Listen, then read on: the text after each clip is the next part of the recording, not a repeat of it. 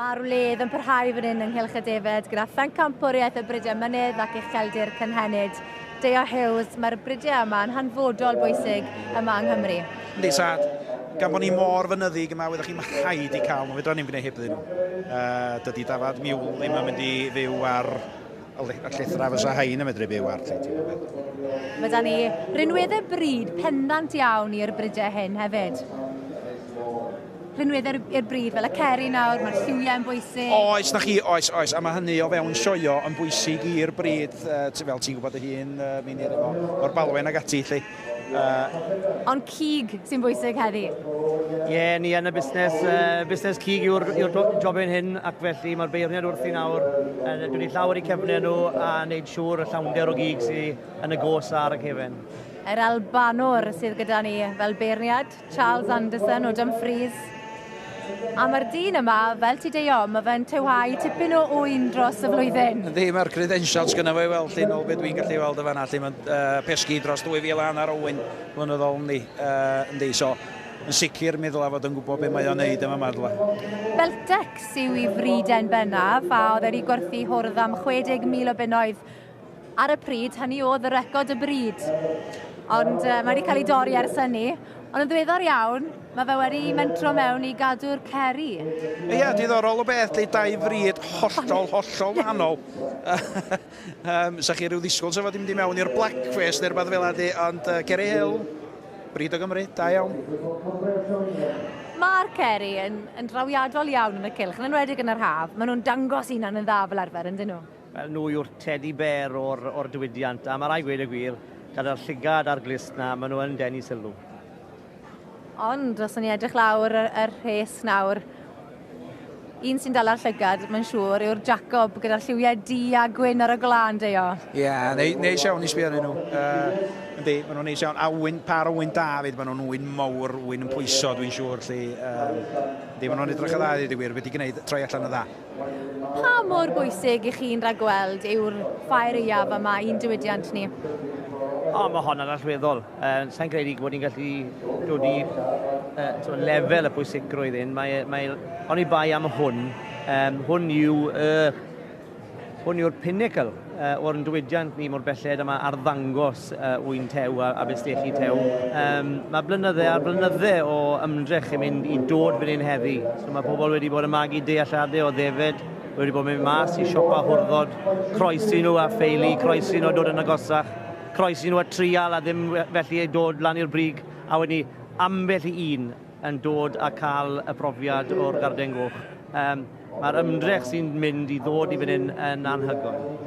A dwi'n teimlo bod y ffair ia hefyd yn gyfle i ffermwyr i siarad gyda'i cwsmeriaid ac o bosib yn ffordd o addysgu y cyhoedd.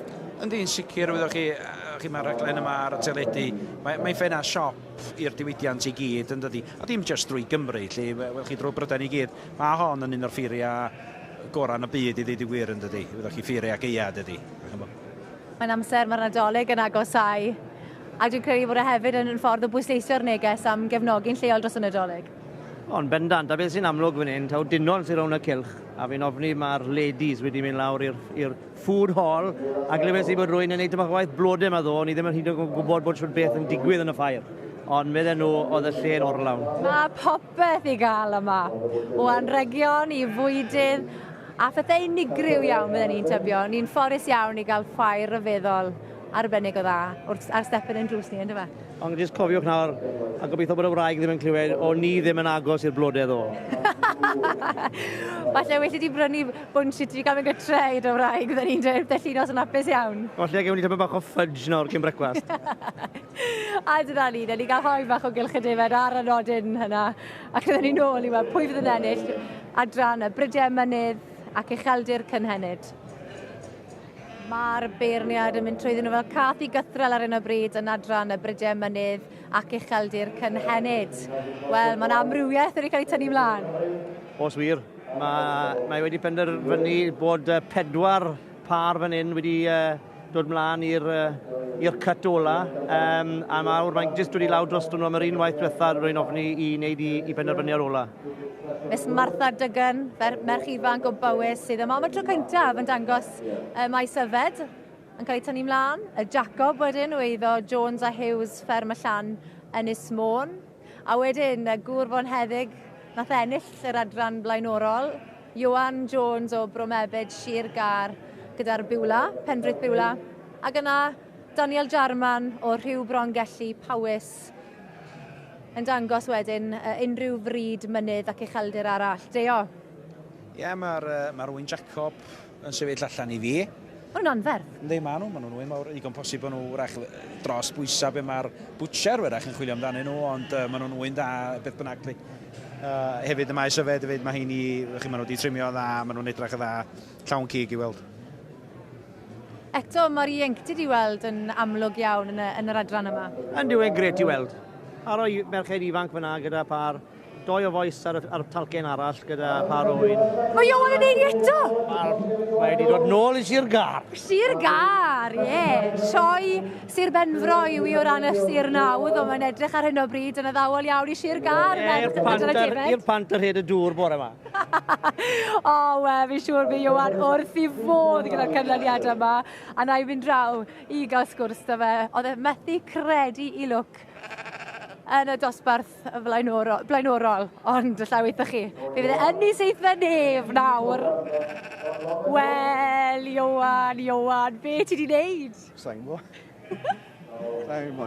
Gystal fydd gyda? I'r pant yr ed y dŵr, maen nhw'n gweud. Ie, fi'n gwybod. Neu beginners luck yma. Beth yw anes reyn y ti?